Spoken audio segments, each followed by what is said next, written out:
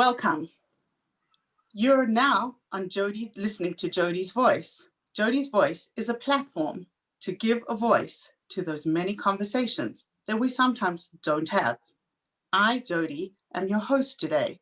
I'm an author, a connector, an entrepreneur, a speaker, a world traveler, a special needs activist, and a mom and wife. I recently published my first book, Chutzpah, Wisdom and Wine, The Journey of an Unstoppable Woman. Jodi's Voice hosts different series, and this series we're talking about inclusion in honor of February being Jewish Disability Awareness and Inclusion Month. And my goal here is to share different voices for inclusion. Each talk will be self-contained, and we have 5 speakers, each with their own voice, who are going to share about inclusion from the perspective of being a blind judge, of being a kindness activist, of being a parent, and a Torah teacher. Today, I'm going to introduce to you a good friend, mentor, and Rabbi Rabbi Feurstein, who has helped me and my family in our journey with my daughter, Kayla, who's 12 years old and has Down syndrome. Rabbi Feurstein is the president of the Feuerstein Institute in Jerusalem. This institute was founded by his father, Professor Reuven Feuerstein.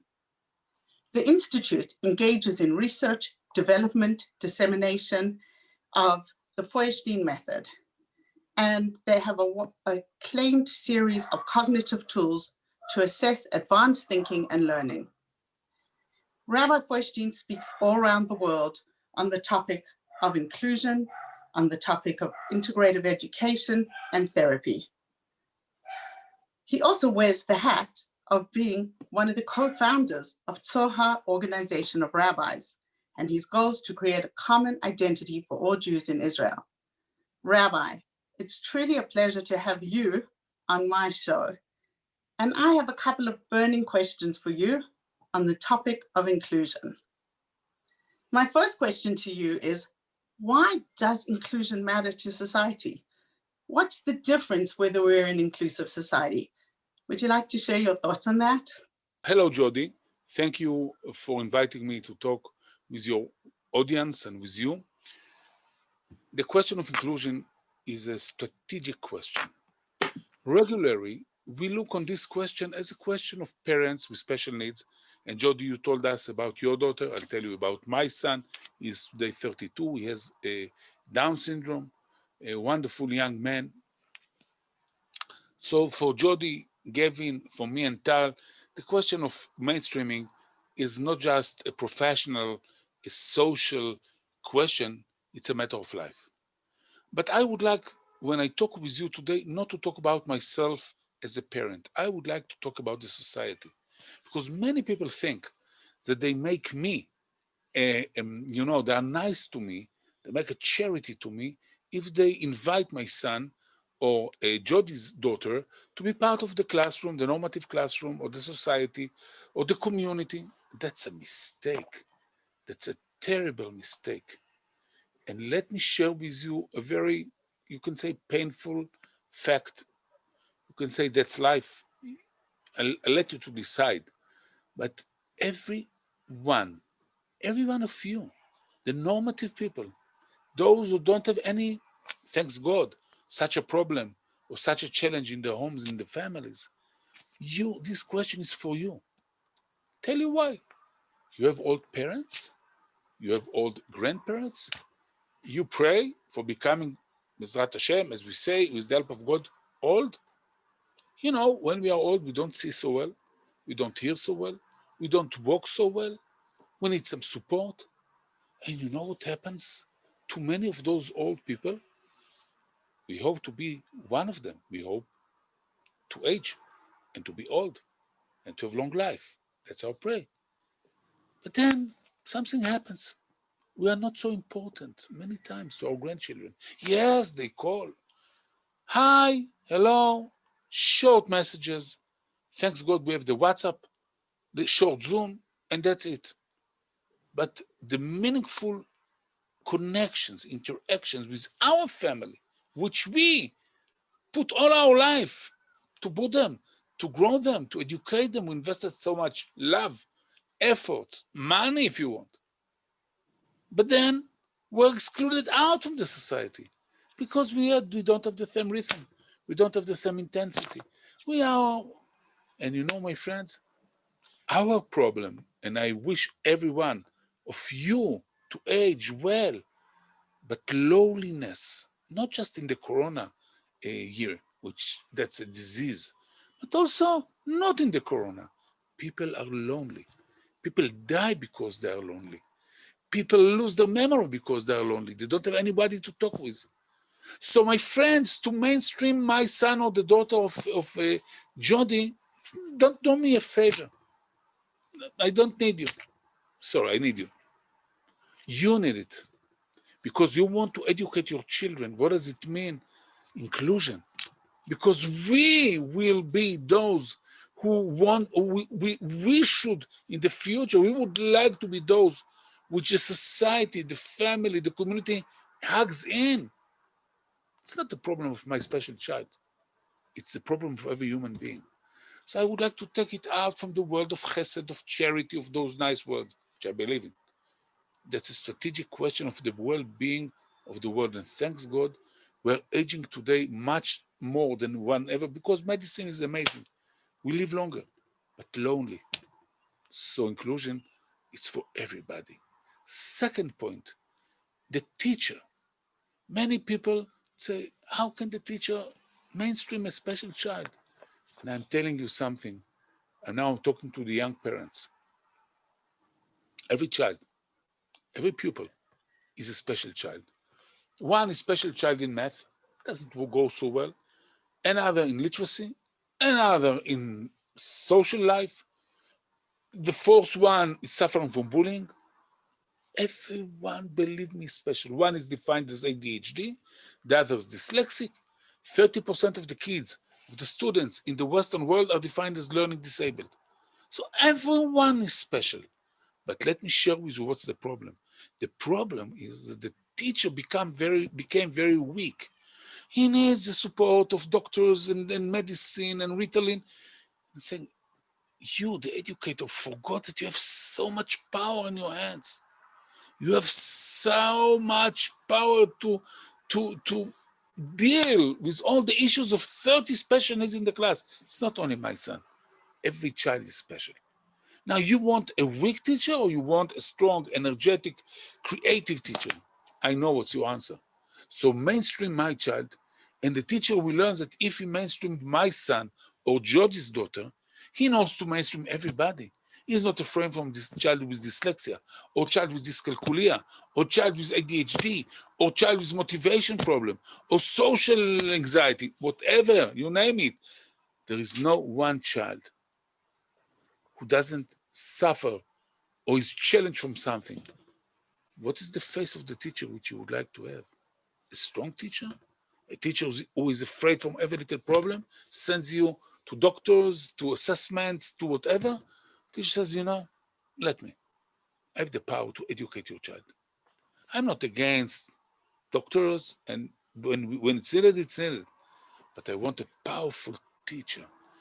Teacher with confidence. Teacher with the feelings that he has a lot of power, and he has a lot of power. So mainstreaming means to mainstream every child. Now, if your child is wonderful in the first grade, I wish them to be wonderful for 12 years. But, life is life. And then in the 5th grade or the 7th grade or the 8th grade or the 9th grade, something happens. Nothing. Don't worry. But I want the teacher to be there for him. So if you mainstream my child, if there is inclusion in the class, you, the parents of the normative children, you'll benefit from it. You don't make me a favor. You need a strong teacher in the class.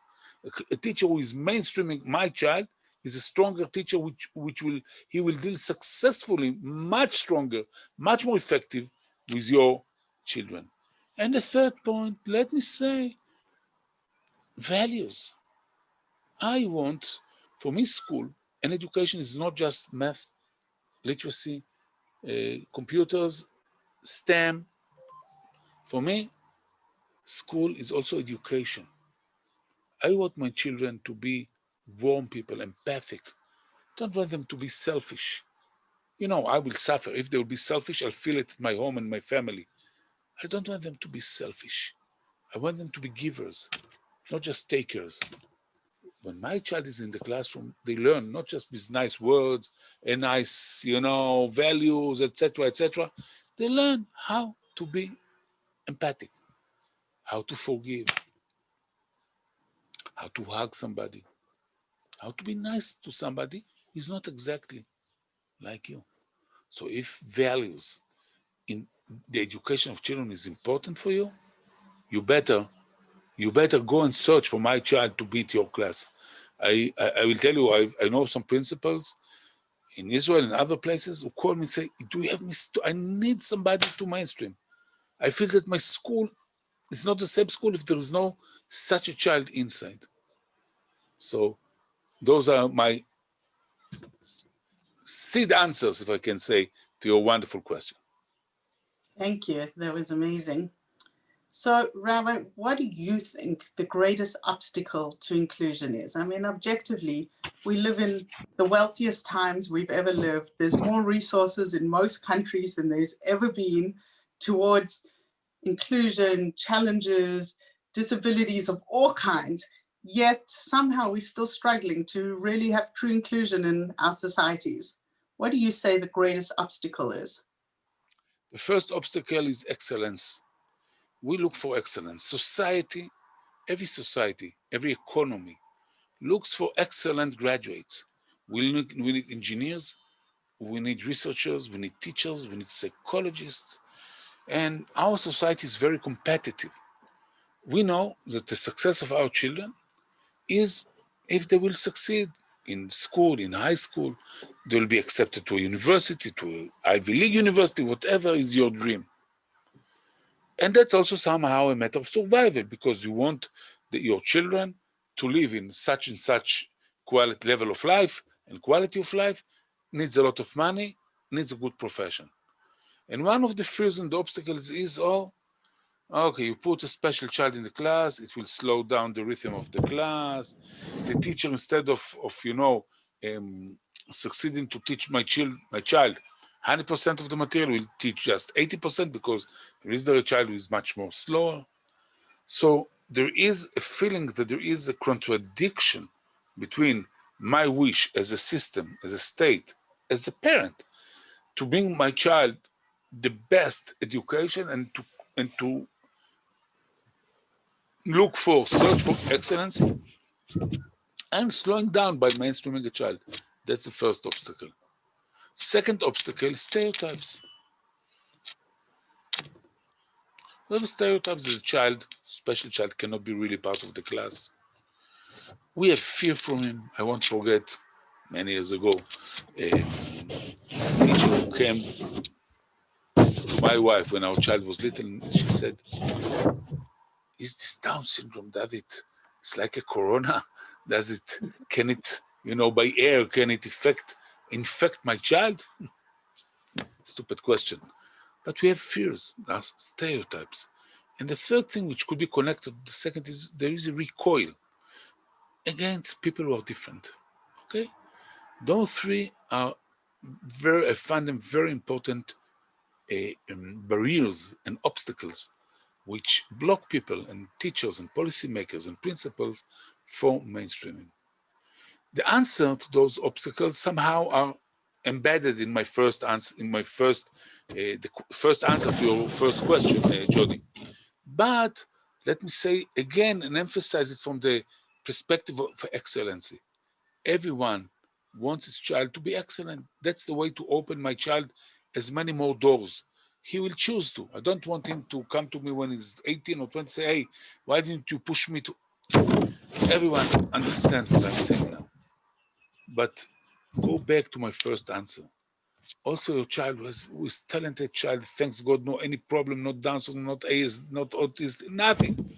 Wonderful, normative child will face a problem in his class.